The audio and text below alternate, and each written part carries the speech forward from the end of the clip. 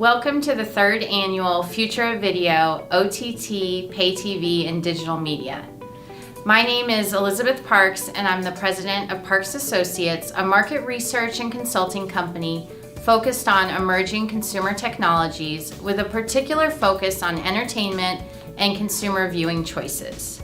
We know our in-person events play a huge role in networking, visibility for leading players in the connected entertainment space, and interaction with our analyst team and key players. We wish we were seeing you in person, but appreciate you joining us virtually this year. Please share your feedback with our team on your experience. We want to thank our sponsors for supporting Future of Video, many of whom have supported our efforts for years. We're striving to bring individuals together to network and discuss the critical issues our industries are facing, particularly as we navigate this new way of doing things. We have a great lineup of speakers this week, including visionary insights from Tubi, Bloomberg Media, Verizon Media, Amazon, Revry, ESPN, and Wicket Labs. If you miss a live session, you can go back at any time to watch on demand. Go to Watch Replays and click on the session that you want to view. Have you created your own event agenda and swap card? Visit the Agenda and Watch Replay tabs to add sessions that interest you to your own event. You can go back to My Event to revisit any bookmarked sessions, sponsors, and items. We want to make sure that you're connecting with our industry-leading sponsors in the OTT, Pay TV, and digital media space. You can interact with them by visiting the booths in the Sponsor tab. You can also bookmark sponsors or add items to your event to view later.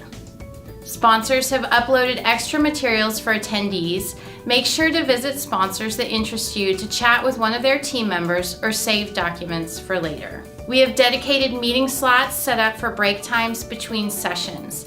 Continue the discussion by requesting meetings from others in the Swap Card platform. Schedule a meeting with another attendee or a sponsor by visiting their page. The panelists and speakers will be addressing your questions live during the stream. During the stream, use the question tab to ask your questions early in the presentation.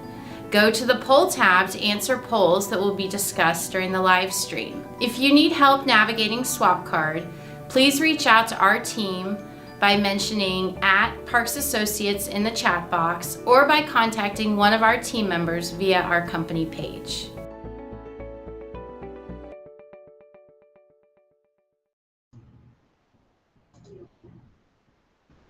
Okay, welcome back. Let's get this afternoon session started, focused on OTT, churn, and retention. I'm Jennifer Kent, Senior Director of Research at Parks Associates, and I'll be moderating this session with you today. So for the next 2 hours, we're going to be really diving into the topic of retention and churn in OTT. I'll first start by looking a little bit at Parks Associates data that we have on the topic and what does churn look like in the online video streaming services space. What are consumers who do churn looking like and looking for? We'll then have a visionary insight talk from Marty Roberts, who's the CEO and founder of Wicket Labs, on acquiring and engaging and retaining consumers and what are the data-driven best practices for video services and doing that. Finally, we'll flesh out the conversation with a full panel featuring great speakers from PureFlix, Delta Tray, Panthera, and Crackle Plus. Again, focusing on this topic of churn. How do you lower churn? How do you approach churn in a hyper-competitive market? And again, we welcome you then to the breakout Zoom networking discussions to hear from you guys, really, what retention strategies work from you and continue that conversation out in our virtual hallway, right, over on Zoom. So looking forward to seeing many of you there. The topic of churn is so interesting in the video services space because to me it really tells the story of how this market is developing. Traditional pay TV services, of course, had the advantage of those long-term contracts, which held consumers to a single provider for a long-term relationship. And in the OTT world, those contracts just no longer exist. Viewers have hundreds of service options to choose from. Competition is fierce, right? So as a result, we see very high churn numbers for most OTT services, the average churn rate, which we calculate as the subscribers who reported canceling the service in the prior 12 months as a percent of the current subscriber base, right? That average is 38% across the industry. Now, that figure is actually down year over year from 46% average churn across all OTT services in Q3 2019. We think, people are making more use of their services than ever this year, so that churn rate has come down. But that figure is an industry average. It varies widely for particular services, and a few factors we find really impacted a specific OTT service's churn rate. First is simply, are you a big three service or not? So the big three consistently have churn rates around or below 10%, as many consumers view them as foundational services. They're must-haves, right? Everything else is complementary, or everything else gets stacked on top of one or several of the big three services, and all other services simply have higher churn rates. The second thing is time in market. That first year after launch, there's a big marketing push. People are testing it out. You're naturally going to have a lot of churn in those early days. But then once the service becomes more established, churn rates tend to come down and settle a bit. Third is related to the seasonality of content. Sports services, of course, being the best example, but we see a lot of consumers jumping on and off services when they want to see specific content.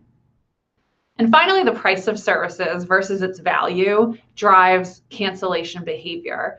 And this is one area that vMVPDs may struggle compared to other types of online video services generally, given their relatively higher price points. And you can see that compared to the average, vMVPDs do tend to have higher churn rates. Now, the reasons people churn vary, but essentially come down to content and cost. This year, the need to cut household expenses came out on top and just about tied with consumers who simply finish watching shows they like to watch. With no contracts to keep them on that service, they simply leave, perhaps for another service or to return again when the show or the seasons come back around. Other reasons rounding out the top five include an end to a promotional offer, inability to find content they like, and price increases. Notably not showing here the thing that is least likely, the option we gave that was least likely to be a reason that someone selected as canceling their service was no time to use their service. So people do have more time to view video streaming services than ever this year, and that was not a high driver of churn in Q3. Now, in addition to normal patterns of service churn that we see related to specific shows or otherwise seasonal content, wrapping up for that season, we see an extension of that issue with content production and release delays due to the pandemic.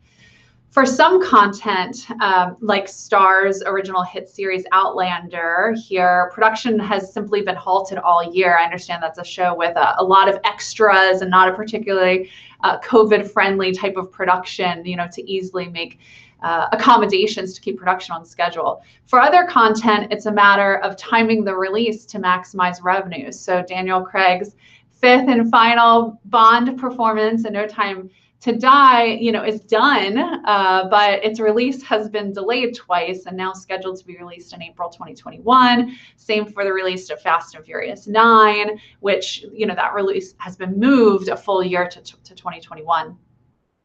Roughly 1/3 of OTT subscribers report they are likely to cancel OTT services due to the pandemic interrupting the flow of new content to the services. And the issue is actually greater for new subscribers. So those who told us they subscribed to a new OTT service within the last 12 months are substantially more likely than those who are not recent subscribers to report that they're likely to cancel services if the pandemic disrupts the flow of new content to their services. So OTT providers really need to find creative ways of keeping their content libraries fresh while awaiting new content for production to get back on track and new releases post-pandemic. Now, Park Associates has identified a segment of OTT subscribers who are defined by their churn. We call them hoppers. They are the 24% of OTT subscribers who tell us they have canceled and resubscribed to multiple services. They are also the most demanding subscribers and disproportionately contribute to churn. They have more subscriptions on average, but stay with them for shorter periods and cancel it at higher rates.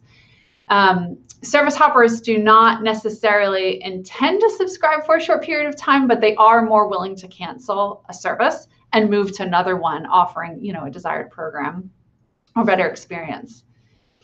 The 1/4, this 1/4 of subscribers who we deem hoppers, on average are younger, they're better educated, and they have higher income levels than those who don't hop from service to service. So economics alone, in other words, does not drive churn among this group. In fact, they are much more likely to intend to cancel a service, again, if the pandemic interrupts the release of new content on that service. Roughly 60% of hoppers are likely to cancel a service due to production interruptions, as compared to just 21% of other subscribers. Again, we see here that hoppers aren't any more likely to cancel just to cut household expenses, right? They're essentially even in telling us that's a trigger churn for them compared with non-hoppers. However, they are more likely to cancel if the service raises its price. So what does that tell us? It points to the fact that hoppers aren't driven to cancel necessarily by budgetary necessity, but instead out of a sense of value, constantly evaluating, is this service and content available worth its cost? Hoppers are just generally less loyal subscribers, and they are less likely to tolerate price increases and changes in content. So they're not more likely to cancel just to cut expenses, but they are sensitive to the value of a service. I think if you were able to join us yesterday, it was Virginia from Cobblecord speaking on a panel yesterday who said that most OTT services are one price increase away from seriously alienating their subscribers. And I think that may be what we're seeing here. So how do OTT services retain their subscribers or reacquire those who are constantly churning? This will be a major point of discussion over the next hour or so, but we ask consumers themselves, what would keep you from canceling your subscription? And here are the top 5 answers out of 9 different retention tools and levers, right, that we tested. So the first one is putting subscriptions on hold and the ability to come back easily. Lowering price, but with fewer programs to justify that. Holding the original subscription price. Perhaps consumers foresee the price increases that are coming, and so being able to lock in their subscription price for a certain period of time. A free upgrade to a higher tier, right? So some services are tiered, some not. And then finally, the last one here is actually a tie. So it's actually two separate retention tools that drawn into one. 5th place here. Better customer support tied with a $1 per month discount in order to, again, retain them on that service. Now, it's rare to see anyone dropping their price, but there's certainly a lot of experimentation with promotions that really makes sense. And we'll talk about these and other retention tools in our upcoming panel. Now, before we get over to the Visionary Insight speaker, let me just check with my team if there's any questions about this data that have come in. And it looks like not. One thing I do want to call out, because we got this question yesterday specific to our churn data, is whether or not our churn calculation includes just trial periods, and it does not. We do ask the respondents to only report subscriptions that they've canceled that they had actually subscribed to and they were paying member for. So it should not include just free trial periods ending. So with that, we're going to move over to our Visionary Insights speaker, Marty Roberts from Wicked Labs, and give us just a minute for us to pull him into the conversation.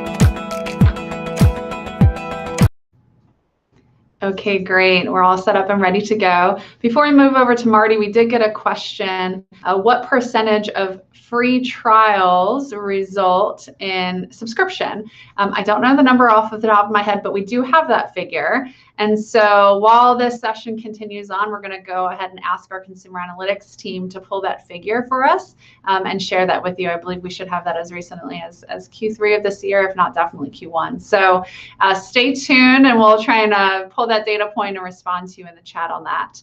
So thanks very much for that question. So with that, I'd love to invite Marty in. Hi, Marty. How are you? Good. Thank you. Thanks for having me. Great. Well, thank you so much for being here. We appreciate your participation, and we'd love to hear more about Wicked Labs and your perspective on, acquiring, engaging, and retaining subscribers in this market. Sounds great. Let's dive in a little bit. So, just a little context on Wicked Labs and who we are. We provide an audience insights platform. So what that means is that we aggregate data from lots of different types of sources. We actually have integrations with 47 or 48 different systems that are out there today. Pull that data together, we harmonize that data, and then we present it back to our customers in a way that really helps them understand their video service that they have today, as well as to take action on that data. So to reach out to the right audience segments, right cohorts at the right time. We actually work with about 2,000 different video services. So we feel like we have a very good perspective on kind of what's happening in the market relative to some of the best strategies and tactics that are happening. And although this overall segment really talks about churn, and we'll dive definitely into how do we reduce churn overall, what we'd like to say, and what we've always said, is that actually churn starts with acquisition. And so how we acquire customers actually has a tangible impact on how we retain those customers over time. So you really have to think through the whole customer life cycle. But before we dive in too much, let's talk a little bit about some of the challenges that we see in the marketplace today. So, as we talk about the future of video, we fundamentally believe that data is going to determine the winners. That the major platforms that are out there today are really making all of their decisions based on data-driven decisions. They're collecting that data, they're analyzing it, and they're testing that those decisions and actions they take over time.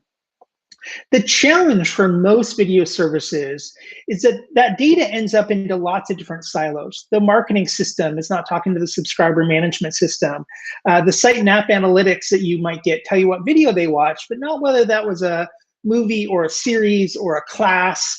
If it was a series-based show, what episode number, what season, what genre. All that data actually really helps inform the decisions that we want to make throughout that customer lifecycle. And so we need to work through that. And the way to think about that is really, how do you pull all that data together? How do you integrate and transform that? And so if this is not on your strategic roadmap for 2021, I would recommend that it needs to be. You need to be thinking about how you pull data together across all the different systems that you use today, how you harmonize that data, present it back so that you can understand what's going on in the business. And with that, you get a lot of benefits that come out of that. You really understand how to increase engagement, how to better convert customers, how to retain and engage those customers over time. And so we'll talk through that, but really thinking about what that really is. That entire data pipeline needs to have this bias for action. It needs to lend itself to those types of results. So that's kind of the critical factor or underlying technology piece that I think a lot of video services may be missing today. So think about that. What we get from that on the other side of it then is this ability really to really understand our entire audience lifecycle. How do we best acquire? How do we best convert? How do we engage and save those customers? And those are really related. We're going to talk about them kind of as one bucket today. And then, as Jennifer pointed out, we do have people that do leave these services. So how do we reconnect and win those people back? And so those are the types of things that we're going to talk through today. What are the best strategies? What are the best tactics that we see working in the marketplace overall? Let's dive in a little bit. So first up, we're going to talk a little bit about acquisition. Interesting. Some of my images don't seem to be appearing, but we're gonna talk through it anyways. So let's talk through acquisition. As we look at acquisition, some of the tactics that are working best for us today is really about using lookalike campaigns in Google and Facebook, really based on audience lifetime value. So as we think about a lookalike campaign, what we're really doing is acquiring customers that look like our best customers that we have out there today. So these would be customers like that might be very engaged with their service. They might be customers that have a long tenure with their service. And for subscription services, those customers that are very, that produce the highest lifetime values or total payments. So these are all really good examples of how we can, here we go, how we can actually start to see the acquisition of our customers overall. What we do is we load in that reference set into Facebook and Google, and they do their magic to find other people that look like our best audience members today. And it always has the best return that's coming out of that, that particular marketing tactic. The other thing I would say is that what we find is that the app stores are really aggressive, Roku in particular, about going after video services and saying, hey, pay us money to advertise and promote your apps higher in the list or to promote your apps in different ways. Sometimes that works really, really well and it can be very effective. But what we would say is you really need to look into and check your conversion percentages as well as lifetime value for those particular services. There's several app stores where we always see higher churn that comes out of those app stores. So you need to balance that. Is our customer acquisition costs relative to our expecting lifetime value going to be a good trade-off for us there? So really understanding those metrics is important. The last thing we'd say around acquisition is you got to track it all the way through the subscriber lifecycle. So there's this issue where a lot of people will look through it because it's easy to kind of track through the trial conversion. So, or when they sign up for a trial. So my marketing activity, they came to my website or they came to the App Store and they signed up for a trial. So we've seen lots of examples actually where, someone will come in and say, well, look at this campaign. It was fantastic. Our trial acquisition cost was amazing. But then if we move forward one step and we actually look at the customer acquisition costs, we lose a bunch of those. Let's say we only convert half of those trials. Well, if we only converted half, then our customer acquisition cost is twice as much as our trial acquisition costs. So we really have to understand kind of that entire life cycle from the marketing all the way through the subscriber numbers to really understand what's working best so we can optimize and do more of those types of great marketing activities.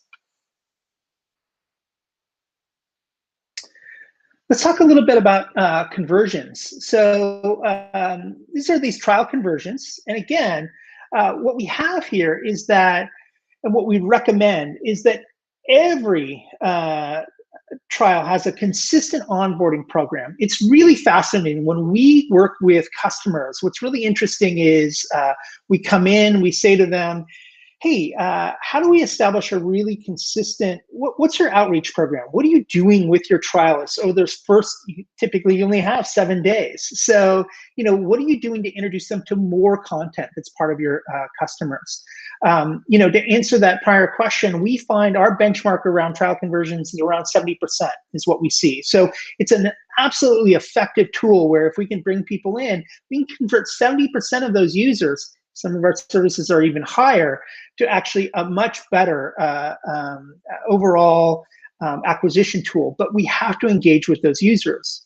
What we'd also say though is that every service we work with has what we call stalled trialists. Stalled trialists come in, they watch one video, and then they don't engage with the service again. So again, we only have 7 days to really identify who those users are, those stalled trialists, and get a little more aggressive with our outreach to them, to let them know about all the great shows that are part of any particular video service that's out there today. I'd say that Trial Drivers is also a great tool that really helps to understand what ideas, what should you be promoting? So what you want to do is look at your shows. What's the first show that people watch when they engage with the service? And then how many of them convert to being customers? The best practice is always to promote a basket of shows, not just a single show. But as we look at those different shows and what people engage with, looking at those conversion percentages really helps inform what should really go into that basket that we're promoting out there today. And recently, our customer success team found a really interesting statistic, which was, not super intuitive, but actually that those trialists that watch on 2 or more devices convert at 10 to 15% higher than those users that only watch on 1 device. And I guess it's intuitive when you hear it on the other side of understanding it, but this idea around, hey, can we get people to watch and engage with our service on more than 1 device?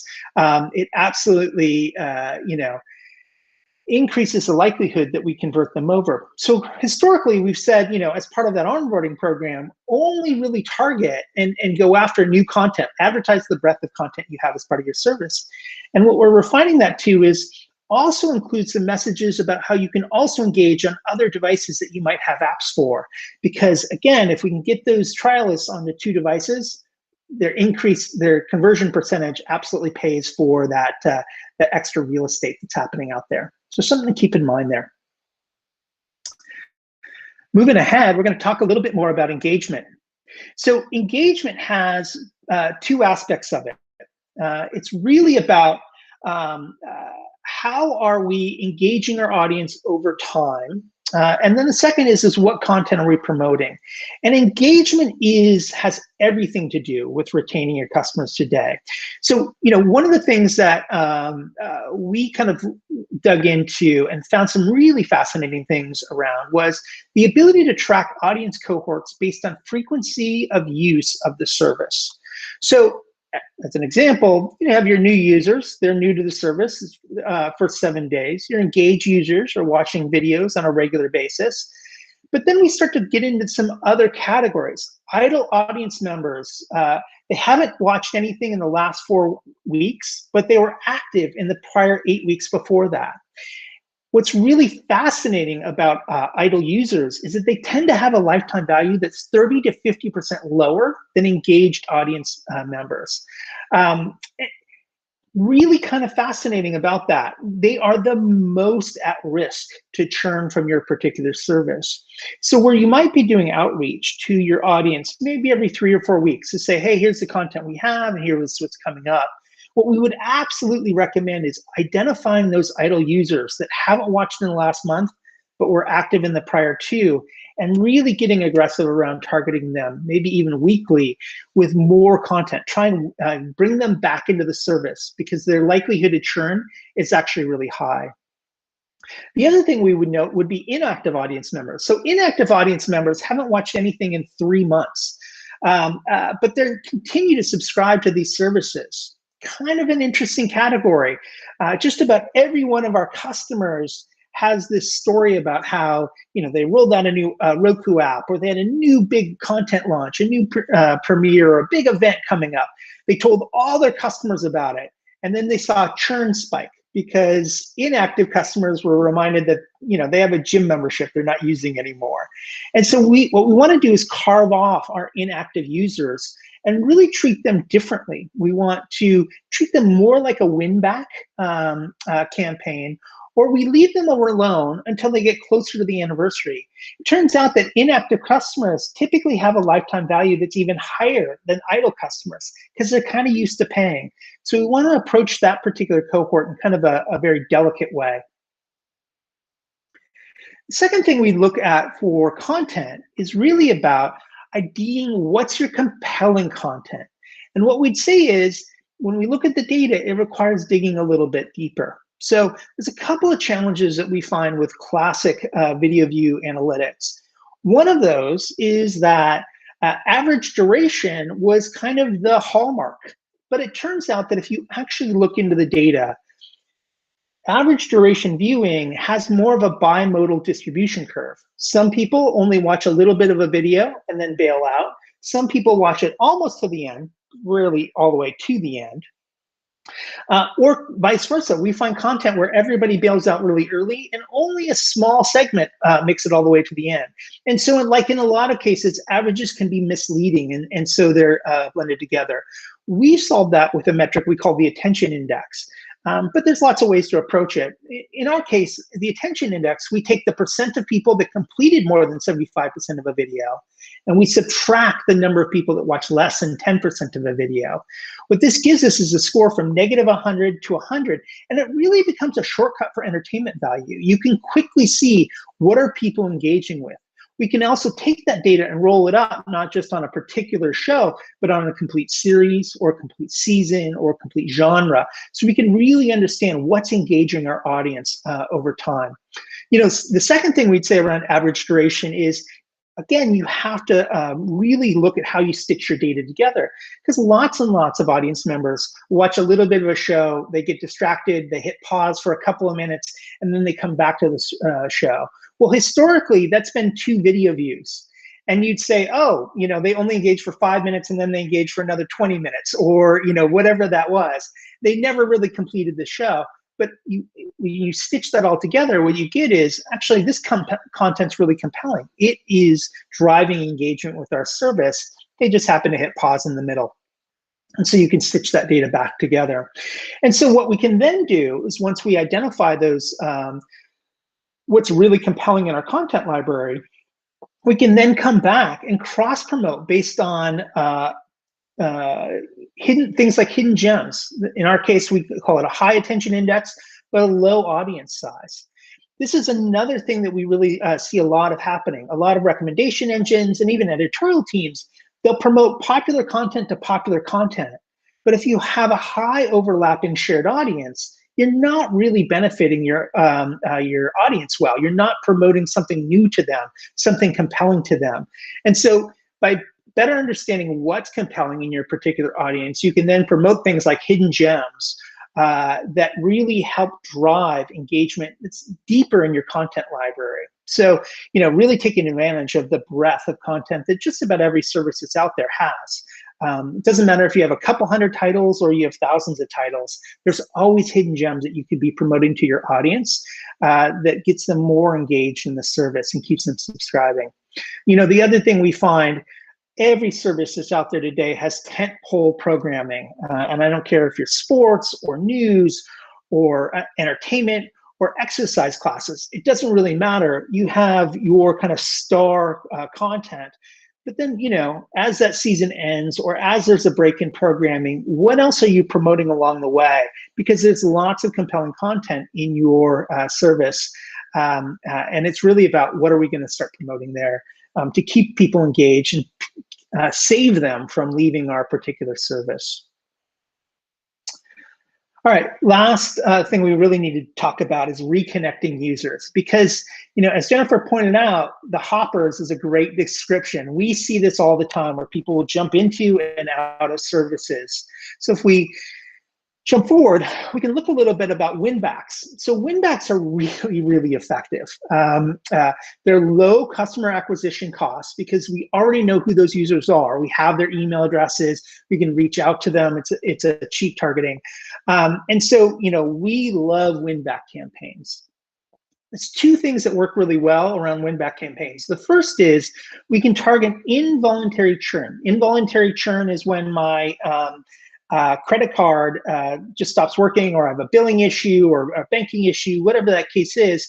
And so they naturally fall out of the service. So we target involuntary churn users that are engaged audience members. So they're watching content, but they ran into a billing issue. So we can target them and say, hey guys, seems like you're really enjoying our service, come on back.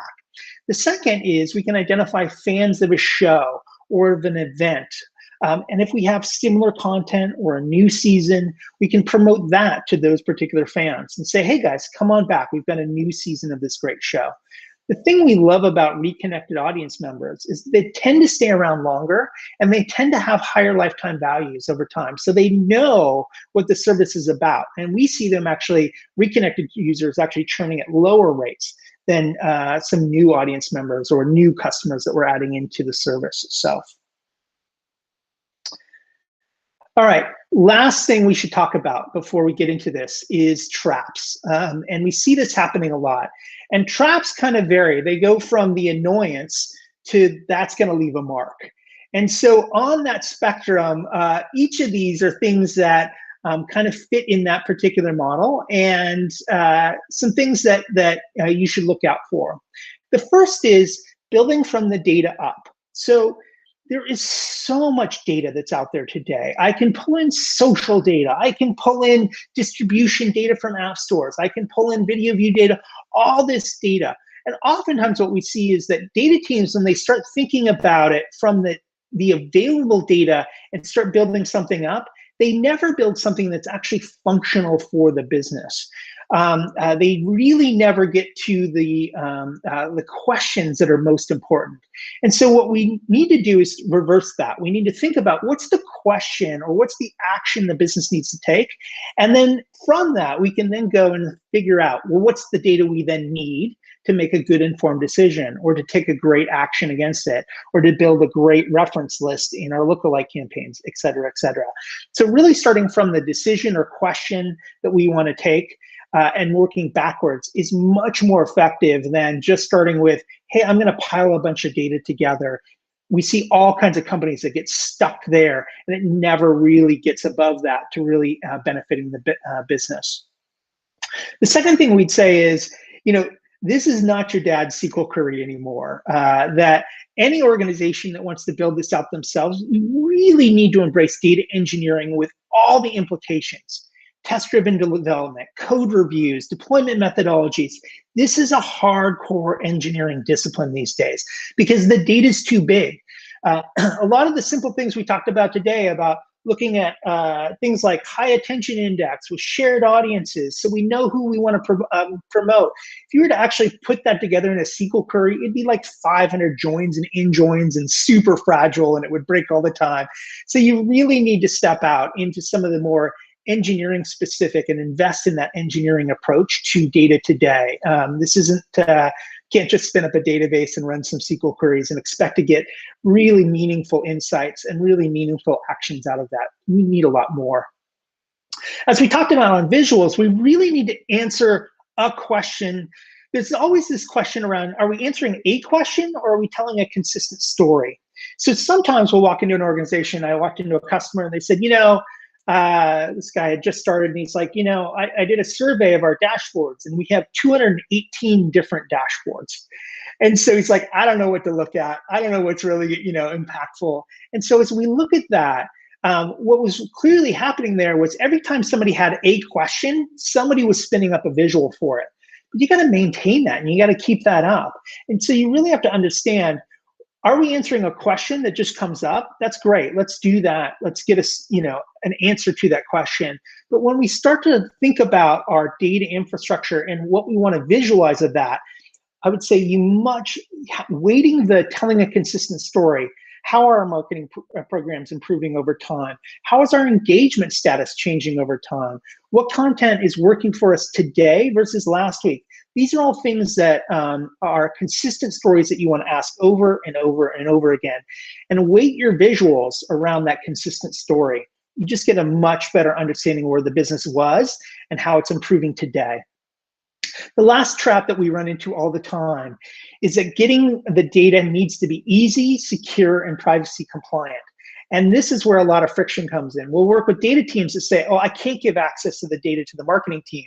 And the marketing team saying, well, I need access every single day to run a better engagement campaign or to target my stalled trialists or to run a great acquisition campaign. And so what we need to do is find a kind of a safe space where that data can be set up. So each of our users, whether it's our executive teams, whether it's our marketing teams, whether it's our product teams, can access the data they need. They can do that in a very easy and secure way. And along the way, we're always privacy compliant with some of the new strict laws that are out there, whether it's GDPR in Europe or the California privacy law. These are all things that just have to be innate in what we're doing. But we need to break down that friction between the data team that is really protective, as they should be against their data, and the users of that data that actually need to interact with it every single day. So with that, we've really kind of covered the whole life cycle. We talked a little bit about how some of the best tactics for acquiring those customers, talked about some of the things we need to think about as we're converting them over to being regular users of the service. Engaging and saving, think of them as one today, because if we're not engaging our users, we're going to lose them. And we have to get a lot more nuanced about how we identify each audience that's out there. And ultimately, as we've talked about, we've got to really, consumers are jumping in and out of these services. And so we need to get very good at our reconnect and our win back campaigns that are out there today. And so with that, that is our presentation. And happy to answer any questions you guys have or dig in a little bit deeper. Awesome. Thank you, Marty. That was a really, really informational, insightful presentation. So I appreciate that. And also echo the call, if anybody, any of our attendees have a question for Marty, please put it in the questions tab now. Just for me, I wanted to actually follow up on something that you called out that was really, really interesting. The fact that multi-platform viewing is this key metric to trial conversion. Wondering if we could go a little deeper on why we think that is. The first thing that came to mind is first, it's just extra time and effort that the customer put in, right? And so you feel like, maybe you're more invested. Once you've kind of taken the next step to get the app on a second platform, maybe it's the fact that different platforms, of course, do different things. So if the assumption was maybe a bad one is that, the app is first downloaded on the TV and then you move to mobile, well, now you have more different times and places that you can dive into it. Or it could just be that, hey, you're looking at multi-person households here. And so when you have more different eyeballs on the content, that's the stickiness. Like, what do you think?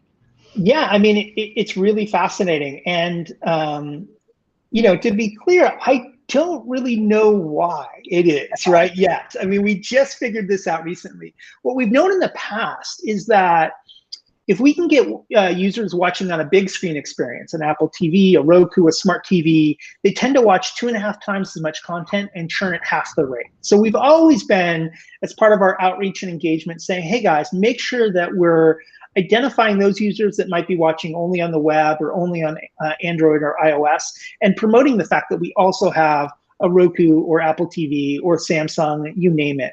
So that's always been really important. But it's what's really fascinating around the trialist data, and so I want to dig in more. But what we already know is that if we can just get that extra level of engagement, that extra level of value, again, we're going to start converting customers at 80-85% of our trialists could be converting into paying customers. What an effective acquisition tool around those trials. We just get them leveraging one more device. So, this is also a statistic that every app vendor in the world loves, because it's every excuse to have one more app. One more build, one more platform to target, because it absolutely pays back for these businesses. Yeah, interesting. Well, thanks for sharing that tidbit. That was interesting. Okay, so a couple questions for you. One, where would you envision the pay TV market in 10 years? That's all one question. Okay, so where would Marty envision the pay TV market in 10 years? So crystal ball, your 10 years is a really long time in this market. So it is a very, very long time. I think what we've seen is, and this year in particular has actually been a great example of that, is finally, the internet has been, disintermediating the classic TV production or TV ecosystem with pay TV operators. And we're seeing that with lower subscriber numbers at most of the traditional cable companies and pay TV operators that are out there. It's not that it's not that the overall wallet or the pie is getting any smaller. It's that consumers are still spending as much. They're just subscribing to more and more different services. And what we're finding is that of those services, you can really start to get into passion plays. So of course there's going to be the big providers that are out there, and you talked about the Netflix and Disney's and et cetera, Hulu's. But what we're also finding is that consumers are absolutely ready to sign up for the British dramas that they love, or anime, or particular sports that might not be available on pay TV for them today. So they can jump into and out of those particular services. And so what we would anticipate is you have a much more personalized relationship with the audience over time. That's a trend that's pretty obvious. I think it's only going to continue over the next 10 years that's out there today. And so, the other thing that we would start to see is that, and it's going to be fascinating to watch. The reason we all are cutting the cord is because the bundle that we were getting from our traditional pay TV operator is no longer serving us as well. 400 channels, but the average family was only watching 17. So it felt like a disconnect in terms of the value we were getting. And so you see a lot of people kind of cutting back on that. The flip side of that, though, is that bundling can be really effective. And you see companies or services like VRV, and others that actually bundle together a number of different services and allow subscribers to jump into and out of those services on any given month, and still get a lot of value from that. And so I kind of wonder about how bundling is going to come back into this industry, because it definitely has some advantages, at least from a price per hour watched perspective. Yeah, I think that's right on. And we heard a lot about sort of bundling and aggregation in the last panel, and that there's just still a lot of value there and a major pain point in the fragmentation of our video experiences. Well, we are at time for the session, so we need to move on to our panel. But thank you so much for your insights and for your time today. Thank you for having me. All right, great. Thanks, Marty. And so we're going to pull our panelists in to talk about this topic. Give us just a minute.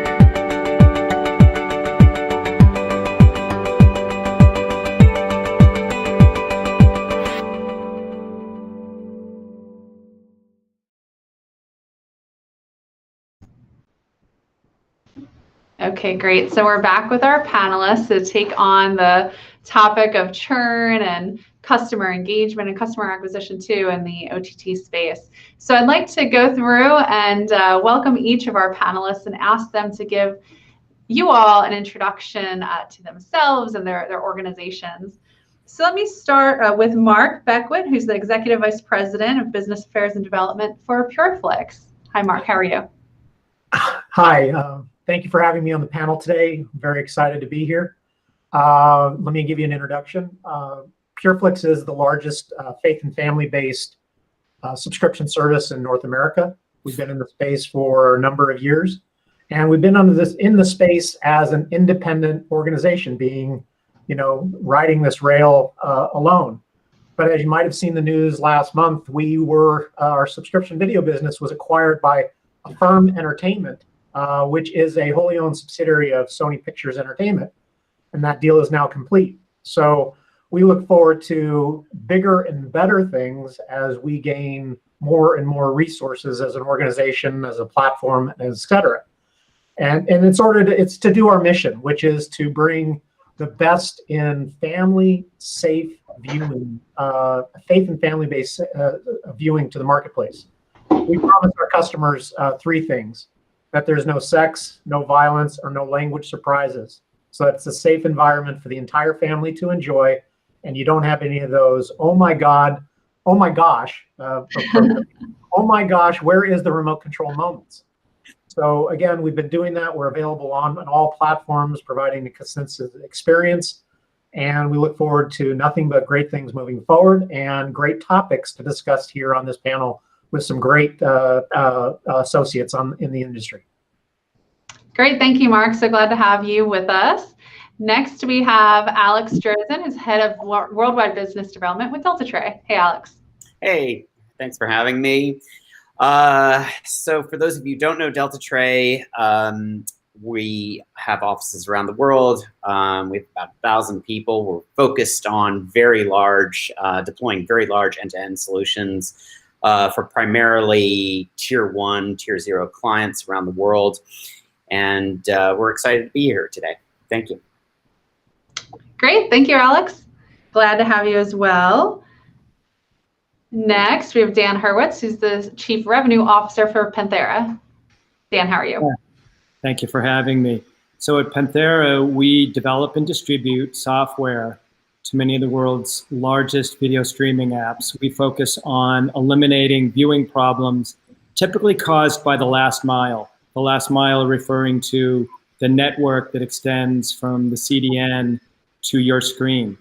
We began our business offering download to go functionality, and then we've evolved over the years where we now have all types of solutions to help both SVOD and AVOD customers deliver that great viewing experience across multiple device types. Okay, great. Thank you, Dan. We also have Jason Schaefer with Crackle Plus, and I think that he dropped off, and so we're waiting for him to get back on. And when he's able to join us technically on the platform, we'll make sure that he gets a chance to tell you a little bit about himself and about Crackle Plus. But let's go ahead and bring our speakers in. Marty made a really nice point when we think about the customer journey overall. He said churn starts with acquisition. So I know we're going to be getting into churn and how to keep people on the platform, keep people engaged, but let's kind of start at the beginning of the customer journey and really look at acquisition. From your perspective, what are the best practices for customer acquisition? What strategies do you find work and don't work? And let's go ahead and start with Mark.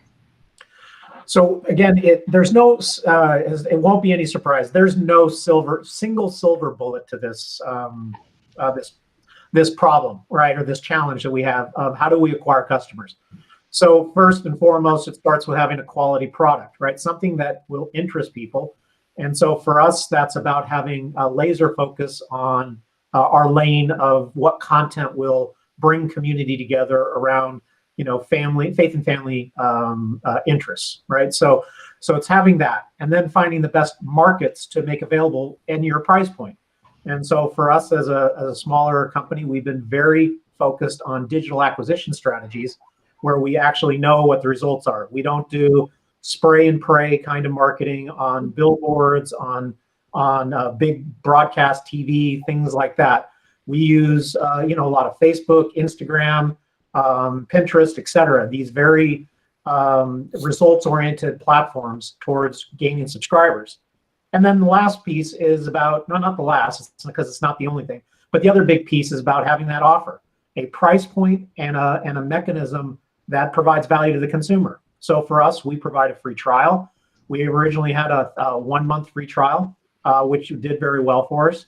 But we've paired that back to a 7-day trial, as that gives the customer a good value and good time frame to experience your service, and it led to a higher conversion rate over the 1-month trial.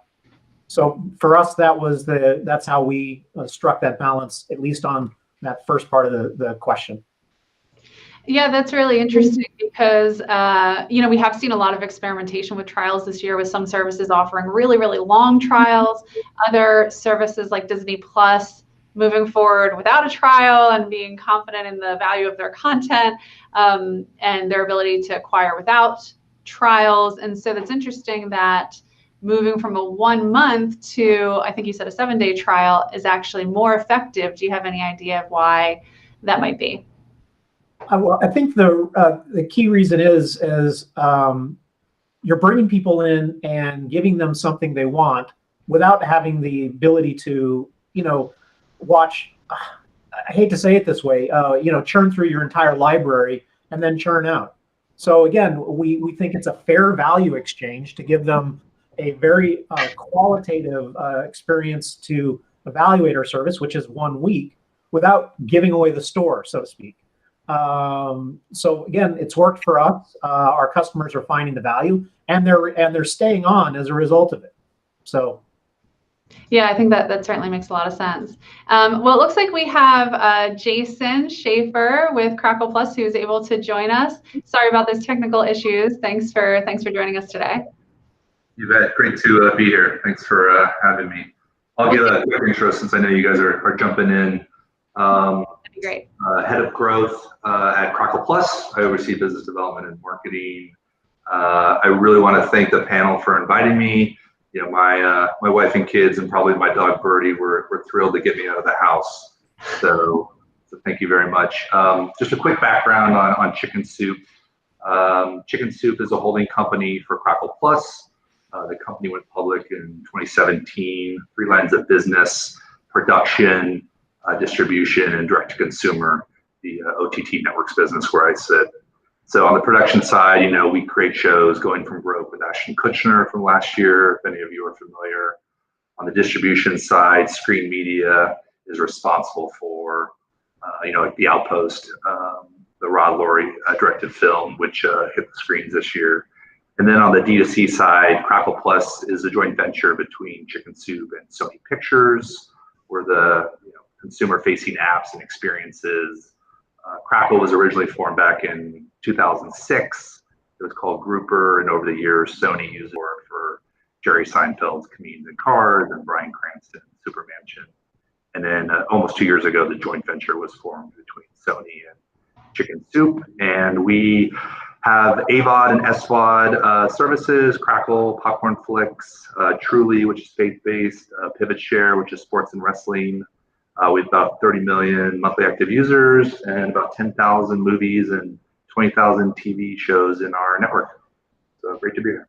Wonderful. Well, thank you for joining us. And we were just really getting started diving in on the beginning of that customer life cycle, which is, of course, acquisition. So Jason, is there anything that you'd like to share from your perspective here on strategies that really work for you, whether, especially since you have kind of this hybrid business model where you've got the AVOD and SVOD, and, how are you acquiring subscribers, whether it be trials or advertising, what is really effective? Yeah, we think about customer acquisition, or we try to think about it holistically. It starts with the product. Is it providing a consumer experience that people love? And then it's programming. Are we showing titles and merchandising content, whether originals or exclusives or driver titles. And then marketing really is the third leg of that stool. So of course we do, paid placement. PR is a big tool in our tool chest to drive awareness at top of funnel. And then the big drivers really are channel partners. So we spend a majority of our paid marketing on a handful of our OEM partners. We find that that's the highest ROI for customer acquisition. You are an endpoint where the consumers want to watch TV and movies, and then we use paid placement to amplify our awareness and then target users who may not have come back in the last 30 or 60 days. And that three-legged stool is what we focus a lot of time and energy on at Crackle. Yeah, that makes sense. Now, Alex, from your point of view, I know you're doing a lot in the sports world, right, which is a very specific world, and even beyond the streaming part, the app engagement, even in stadium, I think, right, all sorts of different content experiences. So you have a pretty unique perspective on that beginning of the consumer lifecycle journey. What can you share from Delta Trey's business? Yeah, we're definitely in a unique position, I think. Not only obviously do we play in the world of sports, but we're also work across a handful of entertainment-centric direct-to-consumer offerings. So we're fortunate enough, to be walking into scenarios where the client has a client base and customer base, should we say, that is typically over 1 million subscribers, and B, the uniqueness of the offering and how we approach our product set against very specific use cases is typically, it's interesting, we deploy them, but then it becomes a very quick, there's a very quick need to start figuring out how to optimize each scenario against each device and reduce churn. And what we're noticing and our product allows is a very defined sort of skill set where everything from the way you position text and the way it's worded all the way to where certain buttons are positioned on the actual experience itself can make a dramatic difference in terms of not only retaining, but obviously an upswing in subscriber growth.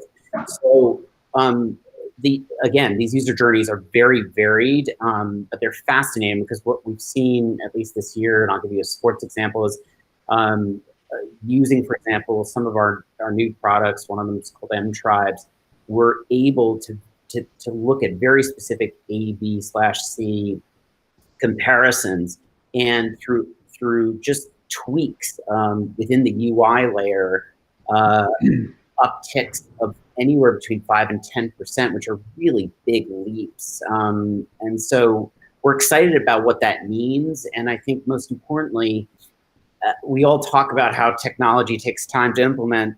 Having the ability to react and be reactive in real time is something that's absolutely necessary these days. So what we're trying to push is an ability for both scheduling, marketing, and promotions departments to truly be able to work hand in hand in a much more effective manner.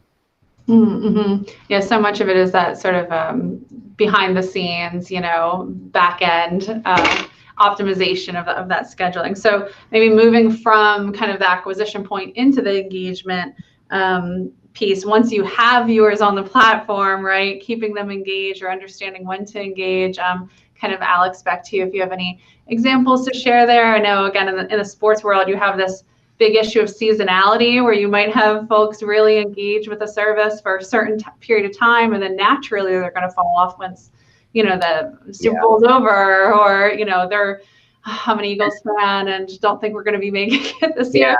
Our season's going to be a lot shorter, right? And that attention falls off. So that's right. And it's been a particularly tough year, obviously, with COVID. And so, but what it's done is force us to be reactive and to work hand in hand with these large leagues and to find ways to not only resurface maybe library content that wasn't shown or find ways to be a little bit more proactive, should we say, amongst what we would define as specific tribes for, as I was saying earlier, we have this M Tribes product, and what we do is we define specific personas and use cases in order to be able to optimize them very specifically against these targets. So what we saw this year actually was a lot of, we've managed to sort of retain the status quo. Obviously, we've been fortunate enough that some of the games have come back. Others, are having it's still a struggle. But we're still managing to maintain a very high level of engagement just because we're adding in and looking at additional components, whether that's live chat or whether that's an ability to share amongst like-minded audience members. And where it's all headed now, and the biggest ask, and I'm probably being repetitive things I've said in the last couple of months, but the big push now is really around betting and finding ways to start looking at how that can be incorporated into the long game, because it's a powerful offset in terms of some revenue that's obviously declined for some of these bigger customers. Yeah, that's absolutely a whole different kind of can of worms, talking about engaging folks, having a sports betting, opportunity. Really interesting. Well, let me bring Dan in as well. Thinking about this topic of once you have viewers on your platform, how do you keep them engaged? Can you tell us a little bit about what Panthera sees from where you sit in the ecosystem? Yeah, it's a good question. Our point of view, or my point of view, is there are 4 ingredients that you need to master in order to deliver an overall great experience. A great experience translates into engagement. So those 4 ingredients are, number 1, you got to have great programming, compelling programming that your users want to come back over and over again to enjoy. Number 2, you got to remove the friction. I don't hear enough in these conversations about, well, I want to make sure that my users can actually view my programming, my content, because if they can't, then they're going to leave. And we all know, because we've all experienced it, you sit down and you get a startup delay, or you have some sort of audio video quality issue where maybe the audio and the video don't line up and somebody's speaking and the words show up after. And these issues are detrimental to the user experience. Third thing you got to do is make sure that the viewer knows what you have, and that's a big marketing effort. And if they don't know, they're not going to watch it, because people don't watch what they don't know exists, right? And then you need to provide access to your content across whatever device the user wants to use at that given time. It could be in their living room. It could be when they're at the beach and they're on a smaller device on mobile. It could be that they're in the back of a car and they want to watch something on the seat back when they're in 2 hours worth of traffic. It could be on an airplane when they're watching on a seat back there. You got to make your content available wherever the user is. And in many cases, when you can't control the network experience, for example, it's not your fault. But if I leave because I can't enjoy your content, it becomes your problem. Mm-hmm. And if I constantly have an experience every time I use your app where something's wrong, I'm just going to stop using it. I'm going to find somebody else's app that gives me an experience that's better, that has programming that I'm going to stick with, and always is serving up something new for me that keeps me compelled and engaged. And in the end, we vote with our dollars. So if you can't do that as well as your competitor, then the user is going to spend their money with your competitor and not you. And so it's really important that you get these 4 ingredients nailed. Yeah, absolutely. It's interesting that you also mentioned the multi-platform piece, right? Marty just made that point as well, and brought forward that insight that, just getting a trialer to put the app on one additional device increases trial conversion rate. Is that something you see as well? I don't measure conversion rates directly because I'm not the OTT or the streaming app. My customers, those who share that data with us, it's very proprietary data. However, we've seen dramatic increases in conversion rates by making sure that the experience for the user is a good one. And when you look, we're all trying these apps out, right? So Mark mentioned that they give a week trial. During that week trial, how is it? is it worth my money? Is the experience good? Am I enjoying this? Because if I am, I'm going to continue, and if I'm not, I'm not going to continue. I'll churn. Mm-hmm. Yeah, absolutely. Now, Jason, you mentioned obviously under the Chicken Soup brand generally, right? You've got AVOD, you've got SVOD. Do you think about engagement differently, right, for those two types of business models? Obviously, the revenue tying to number of eyeballs and engagement on AVOD obviously is really specific. So, how do you think about tactics that really work for these two different business models and keeping viewers engaged? Yeah, so our AVOD part of the business is the revenue driver, and so we spend probably an inordinate amount of time on that versus SVOD. The lifetime value for SVOD is better. It's more of an annuity business.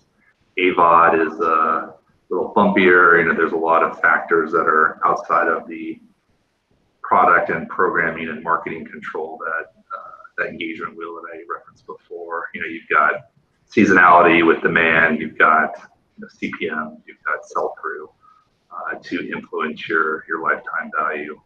When we think about AVOD and keeping people engaged, a lot of it goes back to does the product work like TV and keeping the users watching and leaning back, maybe in a co-view experience for 6 hours, and that's where our lifetime value really starts to explode. When we can keep them there, can we show them content? They watch a movie, can we tease them into another movie or a television show, and keeping them engaged for longer periods of time? Again, really impacting our lifetime value of that user. And then we can go into the merchandising and the marketing now or down the road, but that's the supporting function. But it really starts with the product and the program. Mm-hmm. Mm-hmm. Now let's, Jason, sticking with you, let's think all the way through down to the churn piece, right?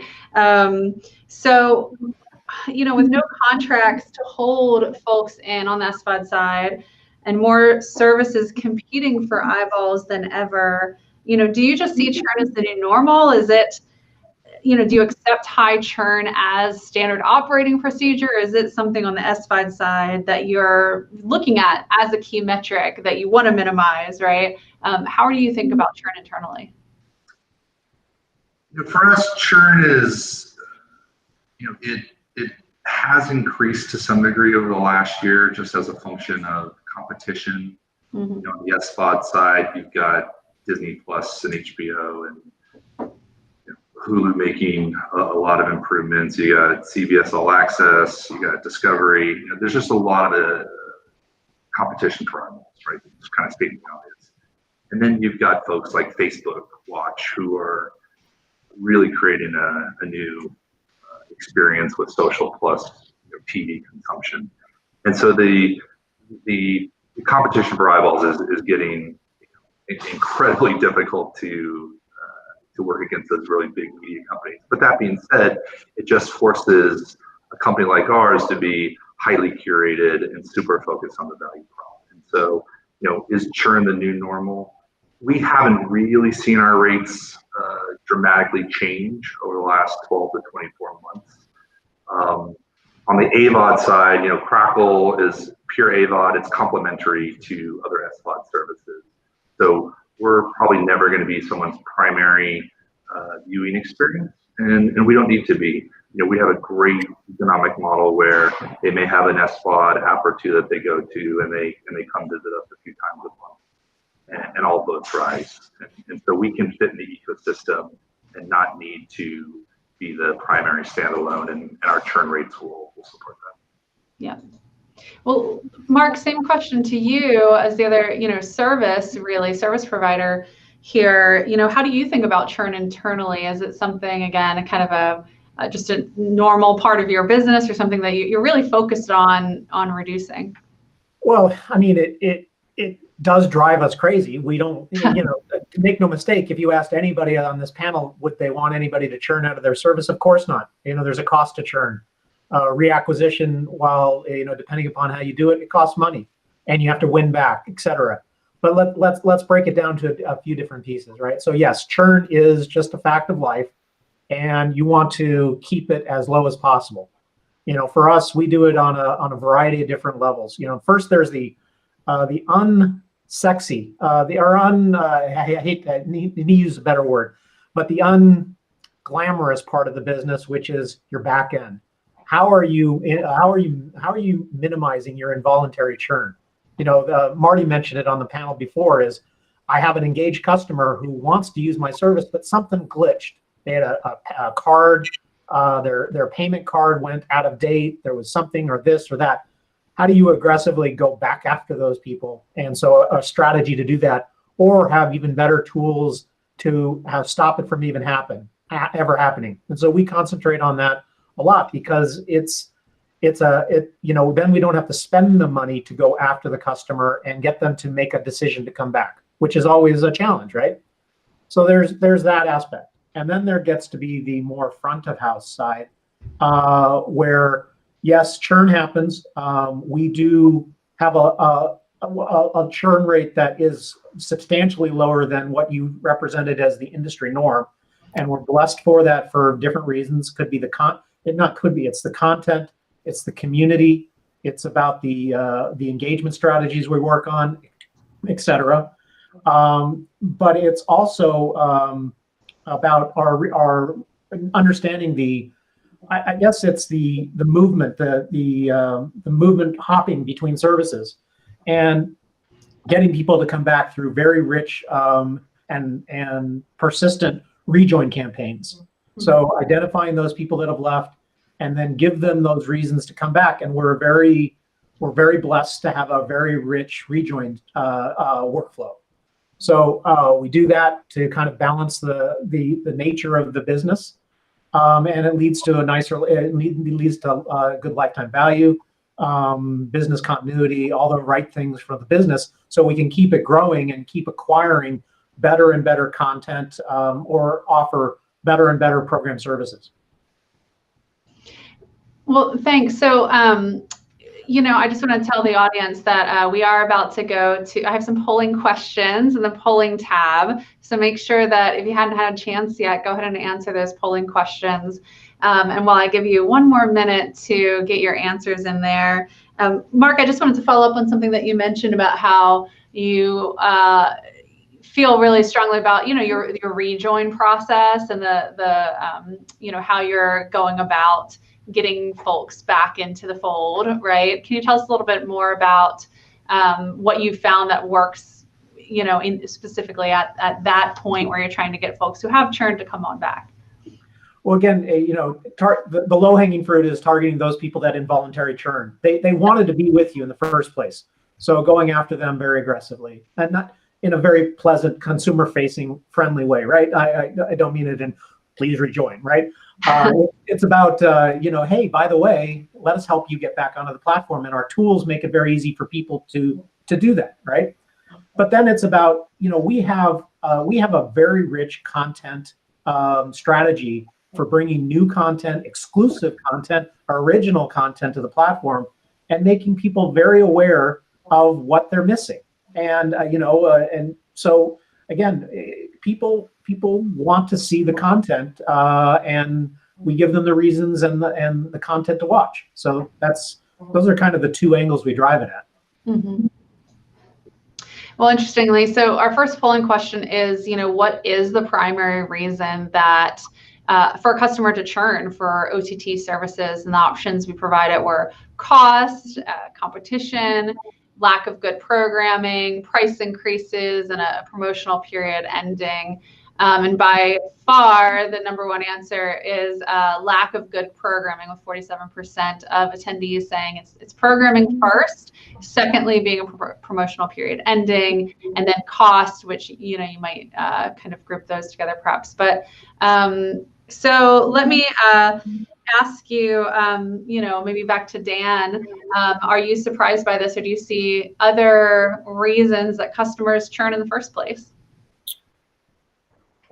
I agree with cost being a very important part of it.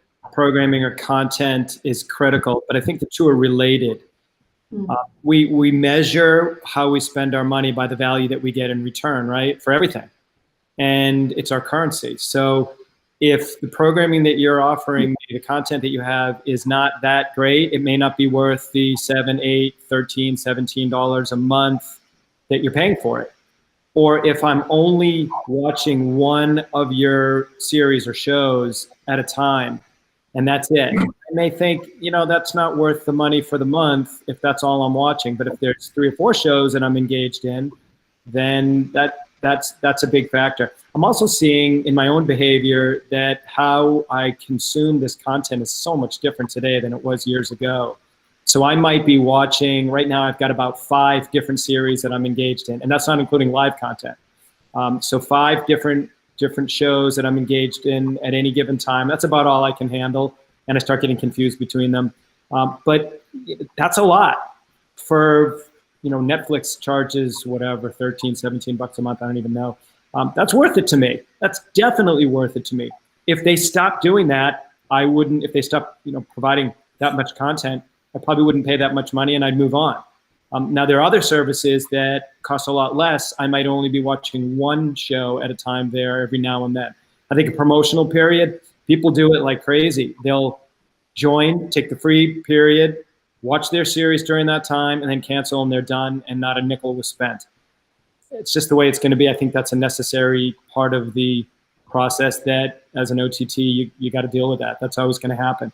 I think that convenience is also a big one. If I want to watch in the living room and I can't because my kids are in there watching something, I want to be able to go to another room. And I want to know that if that's a different type of device, it could be I'm watching on an Xbox or it could be I'm watching on my iPad. I want to be able to watch it. And if I can't, that's another factor. So I just think that there's so many factors that get into all this. Your poll may be accurate. We're in the business, so we're polling based on being in the business, but consumers leave for a number of different reasons. 91% of consumers, based on annual studies that we do at Panthera, suggest that the user is frustrated on a regular basis. And frustration has a waterfall effect that begins with, well, I stopped watching that particular episode, and then, I stopped using that service, and then I unsubscribe, and then all the way down to the ugliness of the waterfall is over 4% write a nasty review. So that everybody that's going to download that app and try it in the first place will have access to and potentially see that negative review. So it may be only 4% of people that trash you, but a huge portion of your potential audience is going to see that. And we read those reviews like crazy. So I can't really put my finger on one item that's the cause, but I agree that content is definitely king, always. Yeah, absolutely. Well, how about then switching to the most effective methods for retaining folks, right? Thinking specifically about that churn point or that customer who's about to churn, or that if you can identify them, what strategies do you find that work and what strategies, don't work? Maybe Dan, if you have anything to add there, we'll come back to you quickly. Yeah, so I will be brief. Just look at Netflix. Those guys, they just crush it. I'm in the middle of 2 or 3, like I mentioned before, different series that I'm watching. And one in particular, the amount of time it takes me to get my hand on the remote to stop an episode when it's over may not be enough for the next one to just start going again. And I just say, okay, I'll do it. And I watch another episode.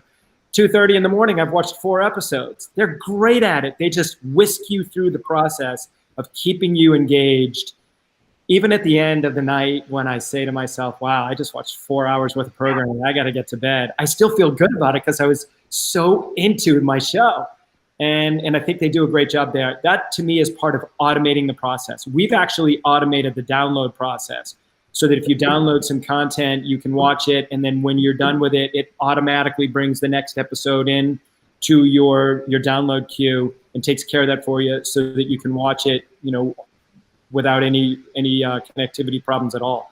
And that helps, that certainly helps. And then of course, marketing is a big part of it, a huge part of it. Let me know what you have so that I can enjoy it. So I know what I can watch next, and just keep me engaged all the time. Make it an awesome experience for me.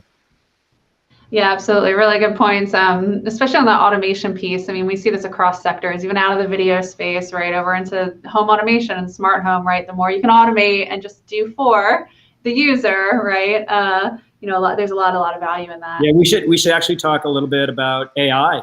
And I don't know if you guys, Mark, or you guys or Crackle, doing any kind of prediction or recommendations engines or anything that is going to help me to know, well, I watched this and I liked it. Maybe I'll like that too.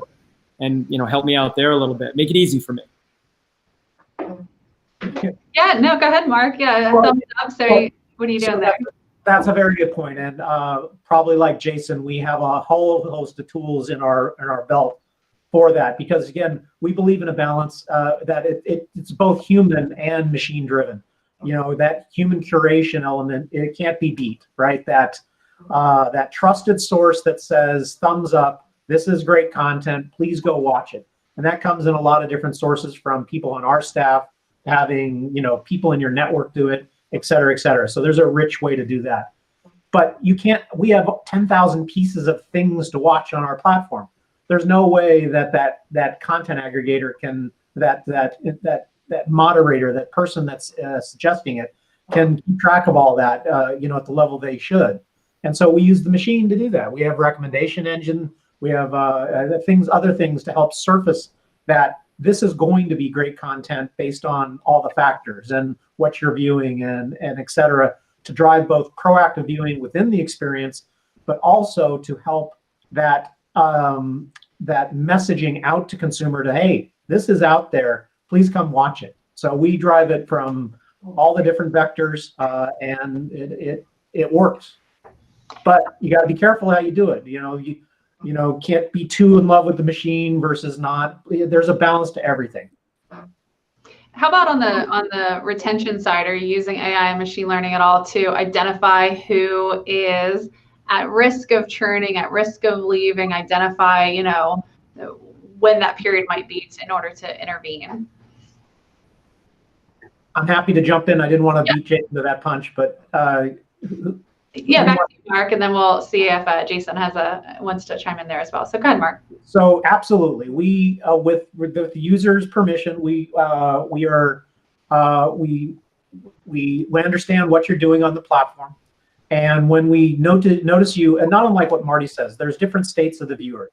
There's inactive, there's low usage, there's other things, and as people reach different parts of the thresholds, we'll have different kinds of messaging to engage them, or in some instances leave them alone, right? Don't poke the bear kind of strategy. Sorry to use my humor. I hope you don't mind.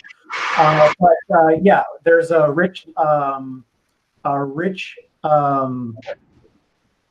workflow or strategies around how you handle and take care of that.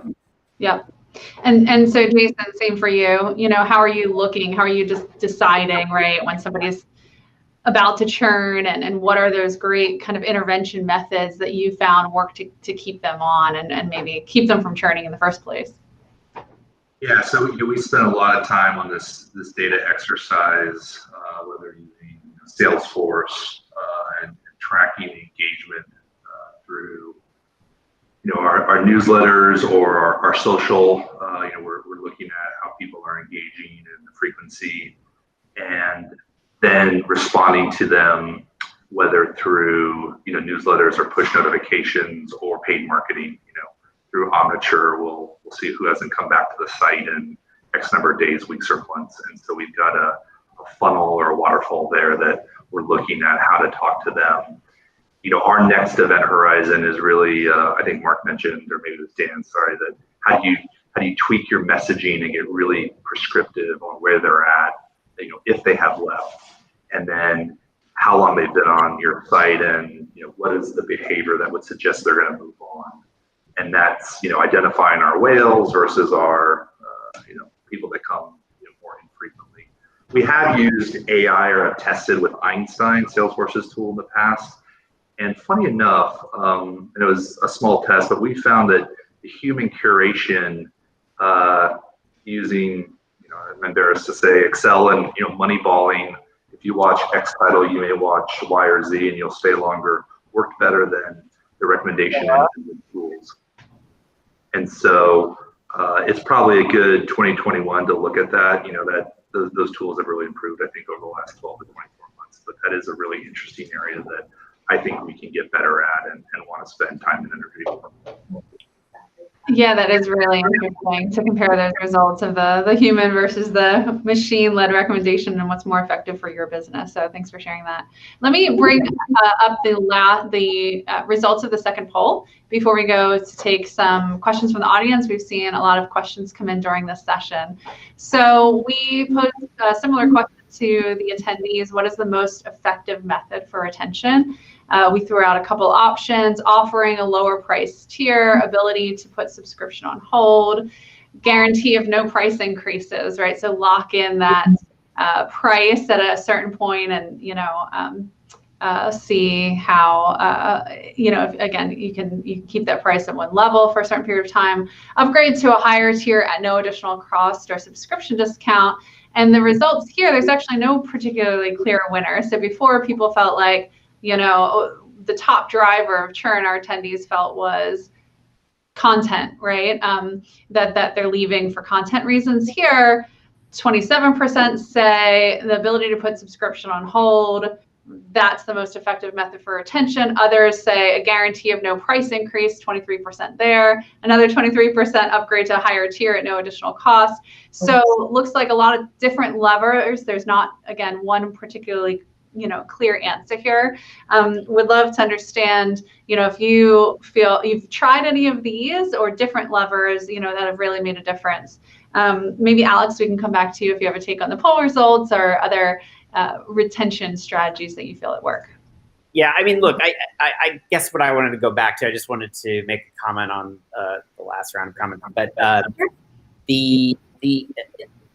there's a very big difference between long form, short form, the type of programming that you're actually showcasing, and the environment. Is it live? Is it catch up?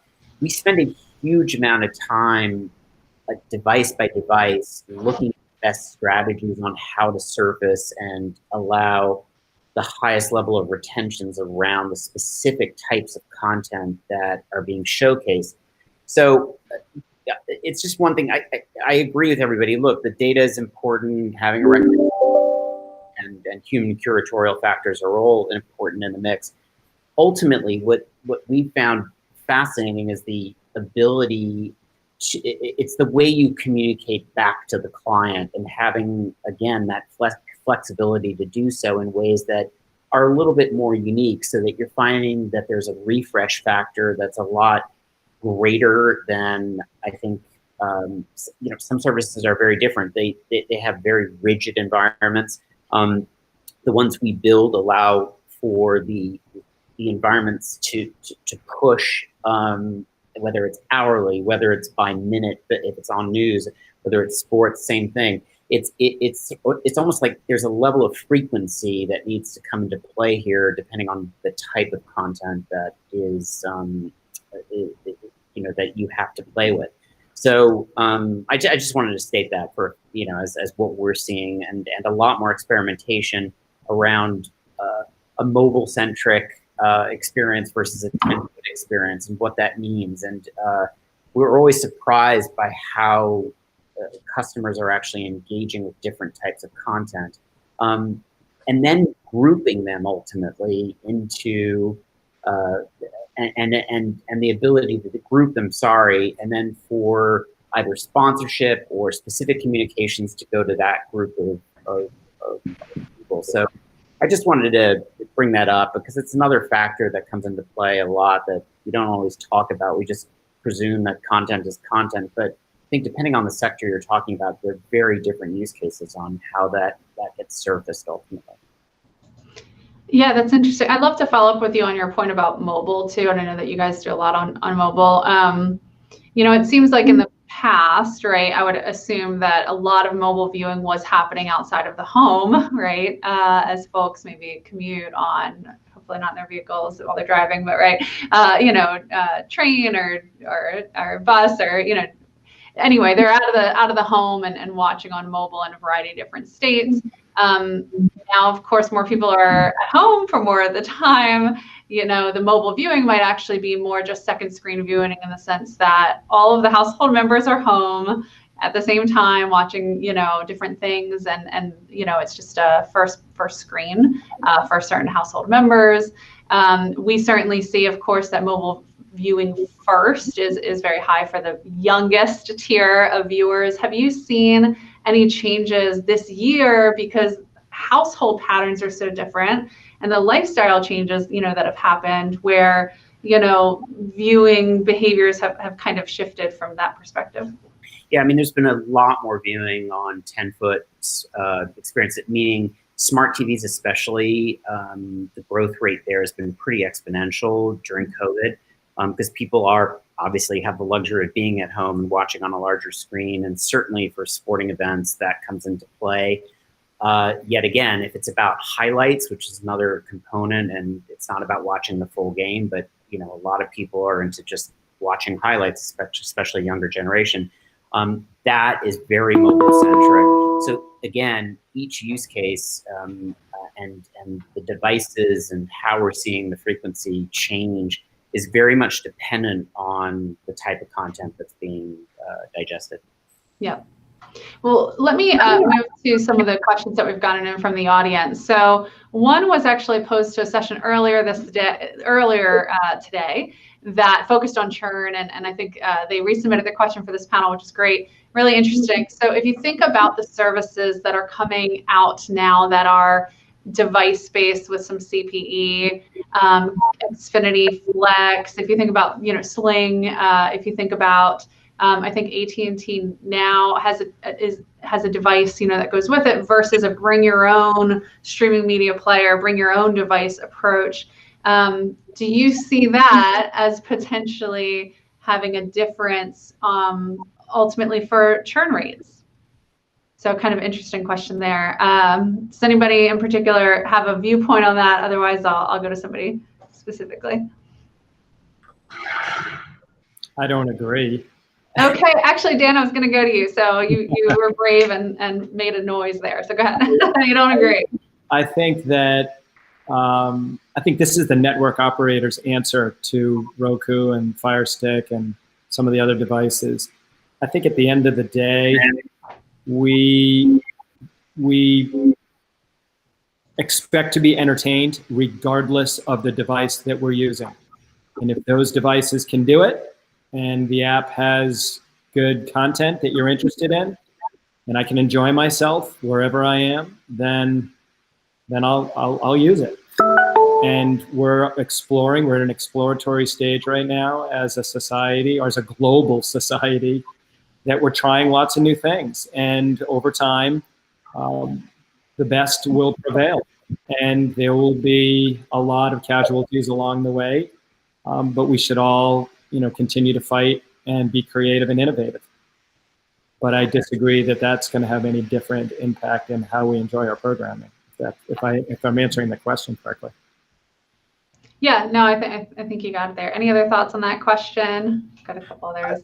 I'll just throw in, I think it's an opportunity because not so much that, when an Xfinity Flex device, that's, if I've understood the device, it's an alternative to the CPE Xfinity set-top box in the home. It's an internet-only device, and they still need apps and services like mine and Crackle and the others to power the interest in the platform itself, to power the data, the internet, that with the end goal for Comcast, which is that data subscription, right? So it's yet another distribution platform for me to reach people, and with their marketing power behind it in order to do it. So opportunity, reach more people.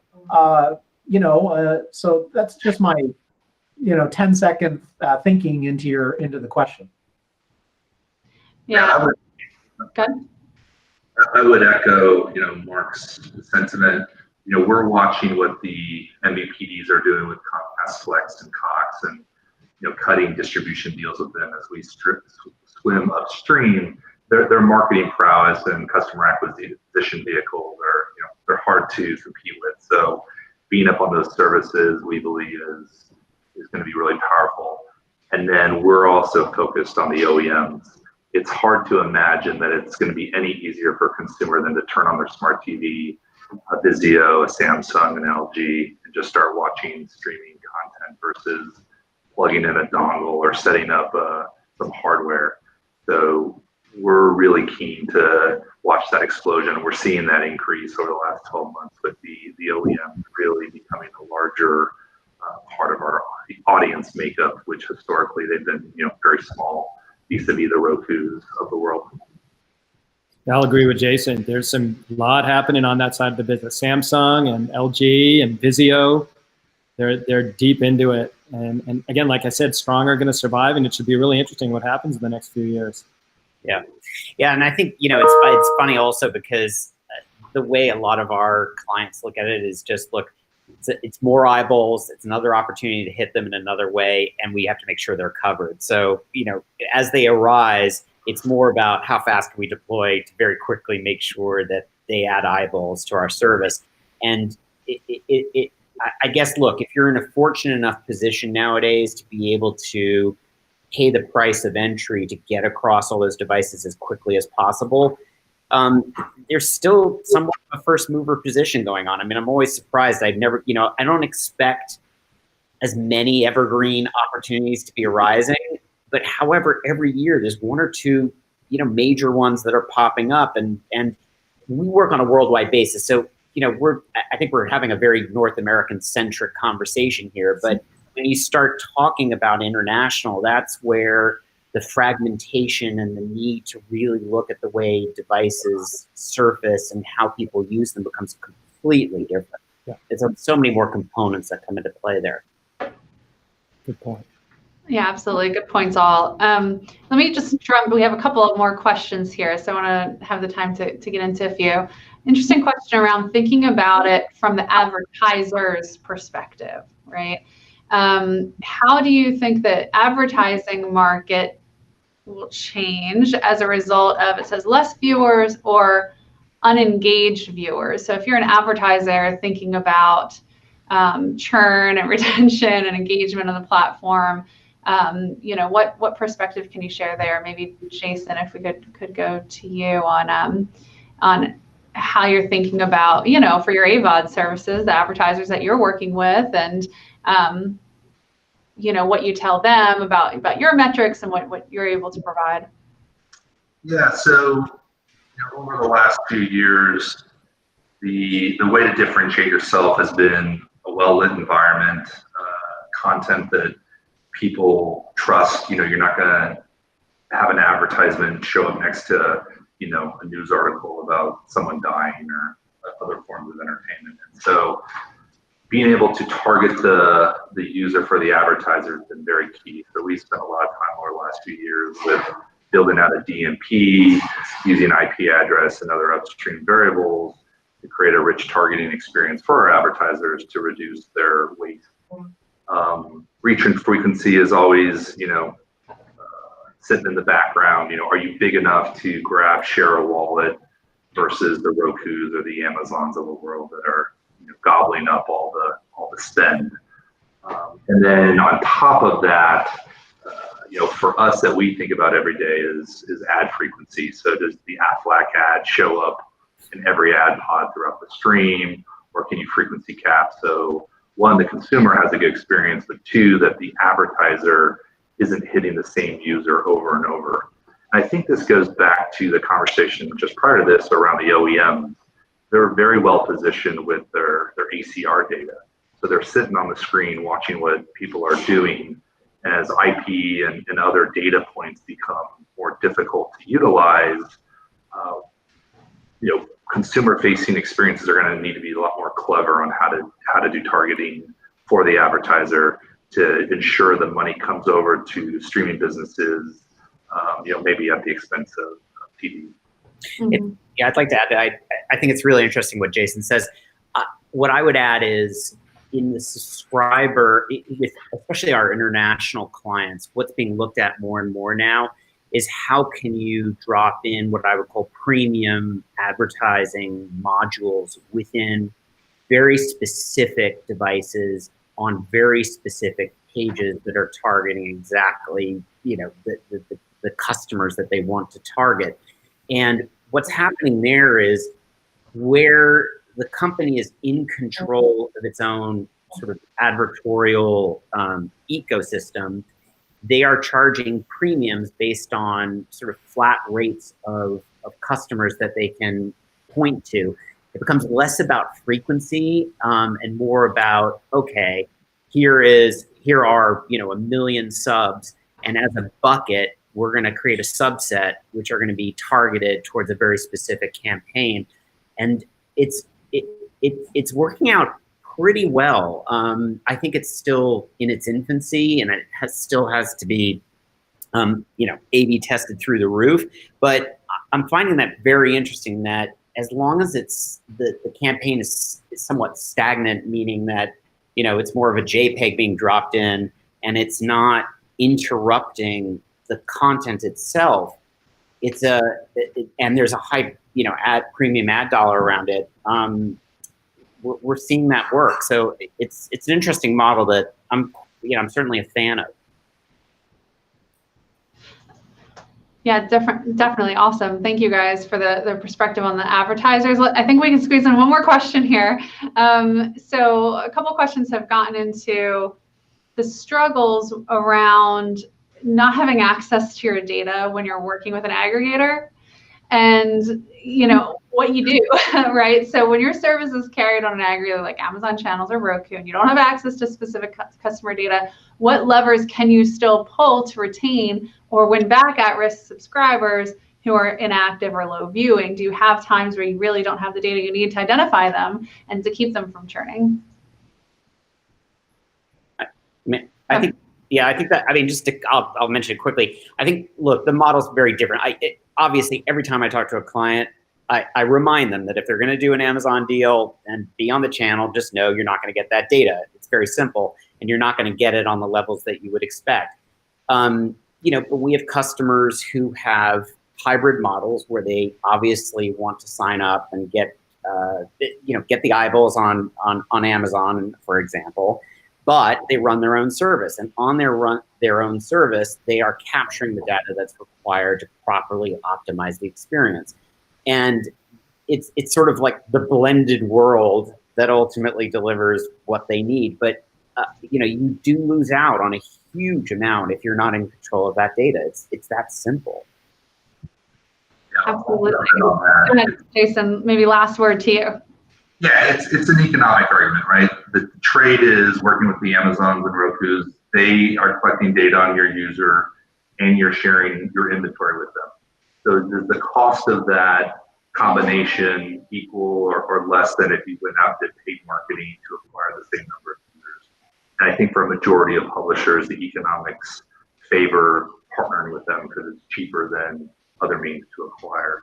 And so as that calculus starts to go more in favor of Roku, I think we're going to see more tiered AVOD businesses pulling back from some of these distribution points because the economics are becoming upside down.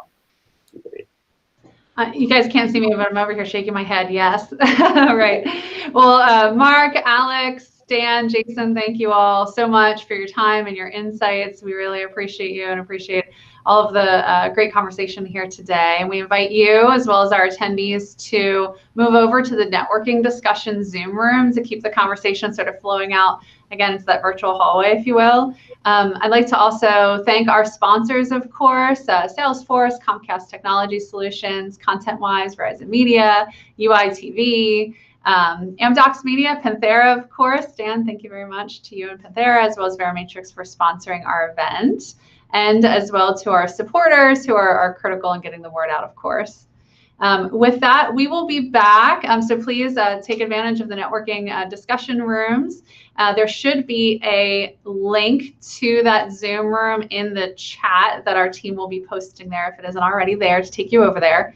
We're back at 3 o'clock. From 3 to 5, we're going to be going even further, deeper into the data and how you use data to make decisions in video services kind of across the board.